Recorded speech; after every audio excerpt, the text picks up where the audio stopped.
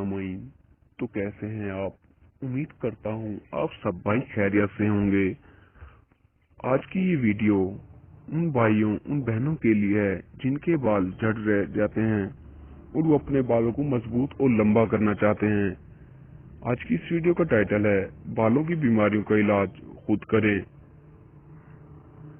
Number 1, गुस्ल करते वक्त पानी में चंद कतरे डिटोल मिलाकर नहाएं। इससे छूत की बीमारियों से महफूज रहा जा सकता है। नंबर 2, नीम के पत्ते उबालकर इससे सर धोने से जुएं मर जाती हैं। नंबर 3, पाथों का साग पानी में उबालकर सर को धोएं। बाल साफ हो जाएंगे और जुएं मर जाएंगी। नंबर 4, लीमू को काटकर इसके 4 हिस्से कर लें। फिर कटे हुए लीमू को बालों की जड़ों में अच्छी तरह रगड़ें। तकरीबन आधे घंटे बाद सर धो लें।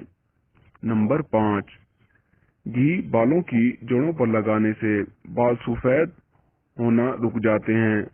नंबर 6, प्याज को पीसकर अच्छी तरह बालों पर लेप करें। सियाह बाल उगना शुरू हो जाएंगे इंशाअल्लाह।